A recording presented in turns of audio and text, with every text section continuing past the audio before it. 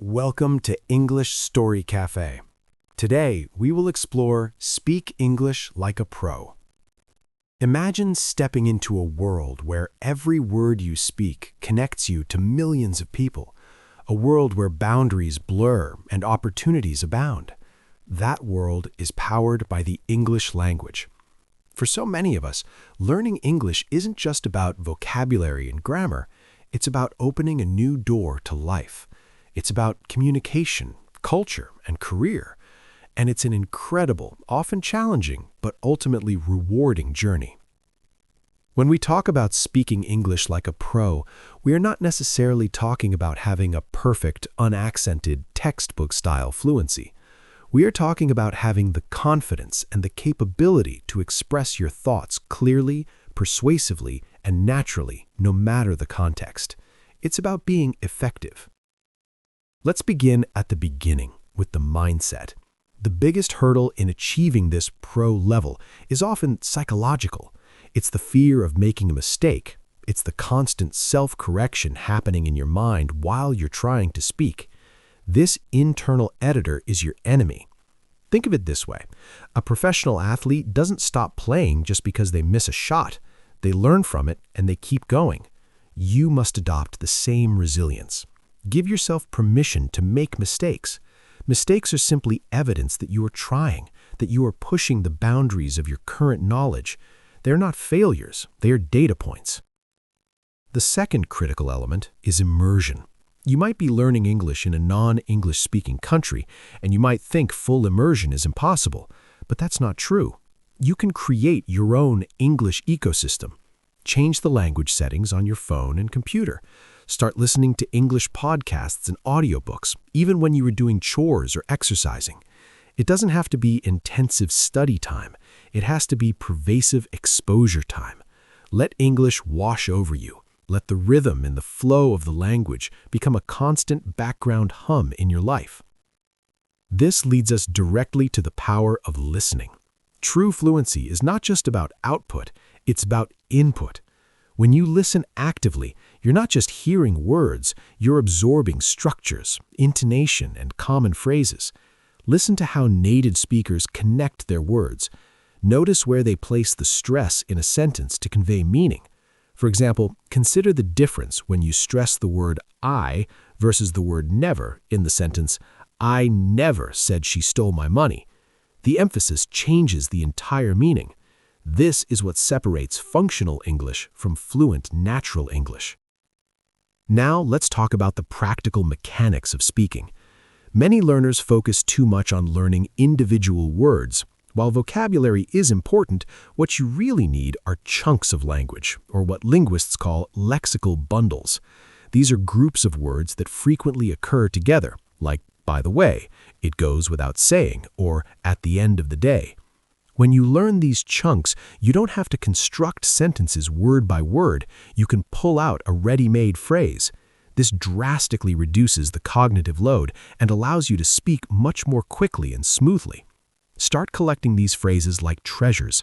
Keep a notebook and write down the full phrases you hear, not just the single words.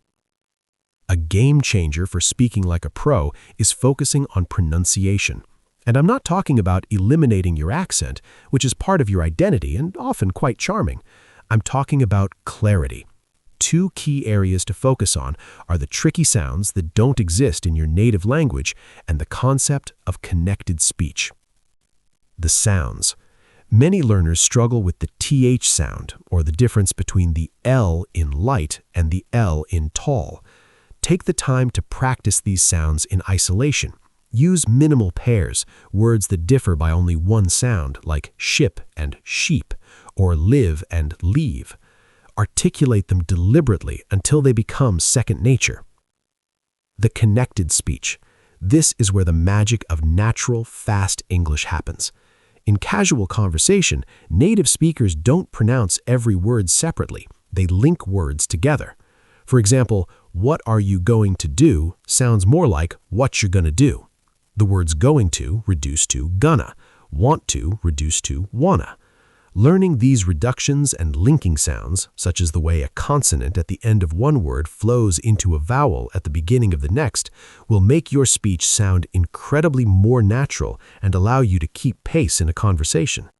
Let's move to the most difficult part for many, finding speaking practice partners. If you don't have access to native speakers, don't despair. The internet has dissolved geographical barriers. Look for language exchange partners online. Use apps where you can talk to people from all over the world. But here's a crucial tip for maximizing that time. Don't just chat aimlessly. Set a goal for each conversation. Maybe today you focus on telling a story using the past tense correctly. Maybe tomorrow you focus on using 3 specific new phrases you learned. Practice with purpose. And if you can't find a human partner, be your own partner. Talk to yourself. I know it sounds crazy, but it works. Narrate your day as you go about it. Describe what you were doing, what you were seeing, and what you were thinking. I am making a cup of tea. I need to boil the water first. Oh, I forgot to buy milk yesterday. This practice forces your brain to retrieve words and form sentences instantly, which is exactly what happens in real conversation. Record yourself, listen back, and critique your own flow. You will notice things you never would have otherwise. To elevate your English from good to pro, you need to develop what we call pragmatic competence. This is the social intelligence of language. It's knowing not just what to say, but how to say it appropriately in different social situations. Think about making a request. Instead of a direct and potentially impolite, "Give me the report," a professional will say, "Could you possibly send me that report when you have a moment?" Or instead of a blunt disagreement, "No, that's wrong," a fluent speaker might use a softer phrase like, "I see your point, but I have a slightly different perspective." Learning these nuanced phrases for politeness, for agreeing, for disagreeing, and for interrupting smoothly is key to navigating the social landscape of English like a pro. A simple exercise to boost your pragmatic competence is shadowing. Find an English speaker, a podcaster, a news anchor, or a character in a movie, and try to repeat what they say exactly as they say it, a few seconds behind them. Try to mimic their intonation, their speed, and their emotional delivery. This not only trains your mouth muscles to produce English sounds, but also trains your brain to process and output language in real time. Now, let's address the ever-present shadow of grammar. Many traditional methods put grammar at the forefront, turning it into a source of anxiety. But if you observe children learning their first language, they acquire grammar rules inductively through exposure and trial and error, long before they can name a past participle. You should follow a similar path. Yes, understanding tenses and sentence structure is important, but stop trying to consciously apply every single rule while you are speaking. Use grammar as a review tool, not a speaking tool. Focus on communication first.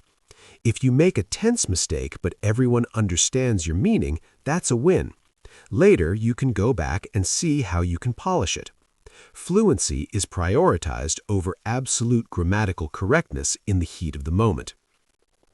To maintain momentum on this long journey, you need to find joy in the process. Make your learning material something you genuinely enjoy.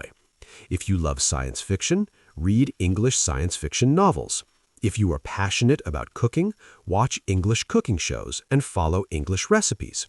When the material is interesting, the effort required to engage with the language feels minimal, and the knowledge sticks much more easily.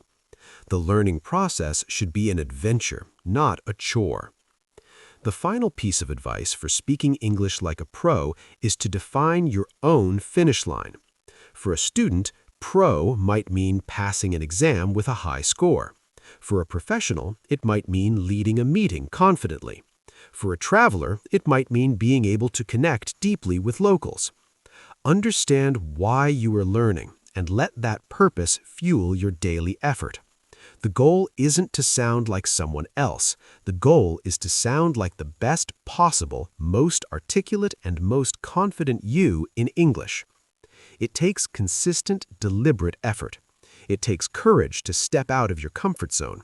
But every single time you choose to speak English, every single time you listen to a podcast, every single time you read an article, you are building a stronger, more capable version of yourself.